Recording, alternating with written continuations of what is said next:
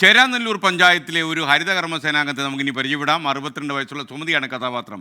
സ്വന്തമായി വള്ളം നിർമ്മിച്ചാണ് സുമതി പുഴയിലെ പ്ലാസ്റ്റിക് മാലിന്യങ്ങൾ ശേഖരിക്കുന്നത്. നോക്കാം ആ മോഡൽ പരീക്ഷണം.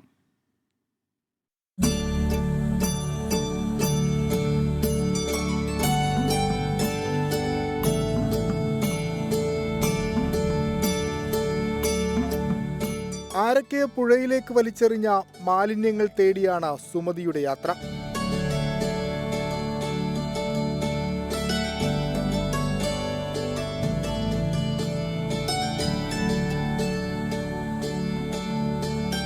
വീടുകളിൽ നിന്നാണ് ആദ്യം പ്ലാസ്റ്റിക് മാലിന്യങ്ങൾ ശേഖരിച്ചിരുന്നത്.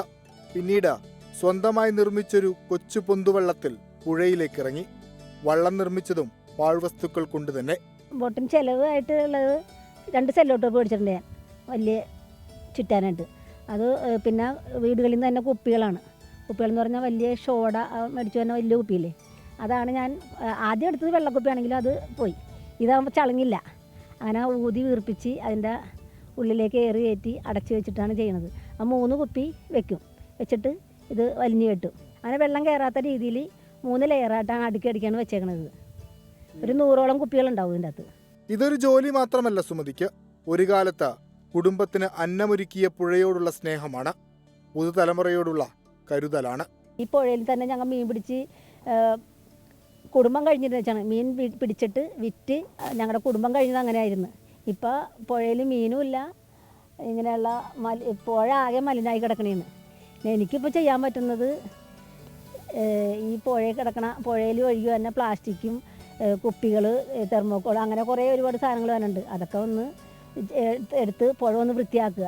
ചോദിക്കാൻ ആരും വരില്ലെന്ന ധൈര്യത്തിൽ പുഴയിലേക്ക് മാലിന്യം വലിച്ചെറിയുന്നവരോട് ചിലത് പറയാനുണ്ട്. പറ്റുമെങ്കിൽ കേൾക്കുക. പിള്ളേരെ നമ്മൾ പറഞ്ഞു കൊടുക്കുകയാണെങ്കിൽ ആ മിഠായി കടലാസ് പോലും അത് ഇവിടെ കൊണ്ടിടണമെന്ന് പറഞ്ഞാൽ പിള്ളേരിടും. പക്ഷേ മുതിർന്നവരാണ് ആകെ നമ്മളെ ഇതാക്കണത്, മലിനമാക്കണത്. അപ്പോൾ അവരോട് പറയാനുള്ളത്, ഈ പ്ലാസ്റ്റിക് വലിച്ചെറിയരുത്, കത്തിച്ച് കളയരുത്, പുഴയിലേക്കും എറിയരുത്.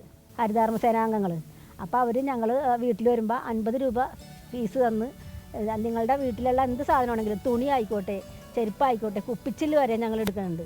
തക തക താത്തിനുന്തകത്തെയ്താരാ തകതിനുന്തകത്തെയ്താരാ താത്തിനുന്തക തകതിനുന്തകത്തെയ്താരാ.